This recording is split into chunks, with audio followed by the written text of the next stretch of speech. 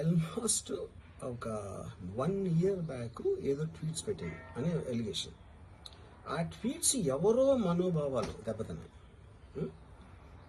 ఇక్కడ విచిత్రం ఏంటంటే 1 year బ్యాక్ పెట్టిన ట్వీట్స్ 4 డిఫరెంట్ ప్లేసెస్లో 4 డిఫరెంట్ జ్యూరిస్డిక్షన్స్లో 4కి ఒకే 3-4 రోజుల వ్యవధిలో వాళ్ళ మనోభావాలు దెబ్బతిన్నాయి. వాళ్ళు ఆ పరంగా కంప్లైంట్ ఇవ్వడం, కేసులు పెట్టడం జరిగింది. ఇక్కడ పాయింట్ 1, ఎవరి మీద అయితే నేను పెట్టానని వాళ్ళు చెప్తున్నారో వాళ్ళకి లేదు, ఎవరో థర్డ్ పార్టీ, అసలు సంబంధం లేనివాడు.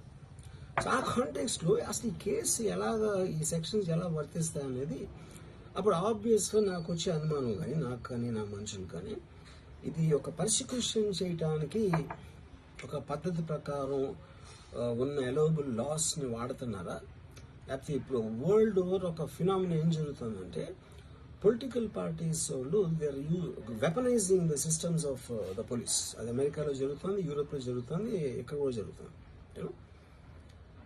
అప్పుడు నేను ఏ ఒక్క వ్యక్తిని, ఒక పోలీస్ ఆఫీసర్ని కానీ, ఒక పొలిటికల్ పర్సన్ కానీ నేను బ్లేమ్ చేయట్లేదు. I think it happens in certain ఒక ఏమంటుందని ఒక వే. అది అందరూ కూడా ఎంతో కొంత అది చేయటానికి టెంప్టేషన్ ఉండొచ్చు. But eventually there is the law of the land which will take the final call. So అది that I completely agree, believe in that and abide by that as a citizen. So ఇప్పుడు ఇక్కడ జరిగింది ఏంటి, నాకు ఒక notice వచ్చింది, నేను ఒక రిప్లై ఇచ్చాను, ఫలానా చోట ఫలానా తారీఖు నేను వస్తాను. అప్పటికి నాకు జరుగుతున్న పని ఒక ఆన్గోయింగ్ స్కెడ్యూల్ ఉంది కాబట్టి, నాకు ఫిలిం వర్క్ ఉంది కాబట్టి అవ్వలేదు. అండ్ ఇట్ ఈస్ వేరే ప్రొడ్యూసర్ చేస్తాను, ఆ ప్రొడ్యూసర్కి నష్టం వస్తుంది కాబట్టి నేను మళ్ళీ టైం అడిగాను. ఇదేంటి కేసు, ఇదేం అర్జెంట్ కేసు అంటే 1 year తర్వాత ట్వీట్ చూసిన అతనికి 1 weekలో అన్నీ అయిపోవాలనేది ఏమన్నా మీనింగ్ ఉంటుంది అసలు దానికి?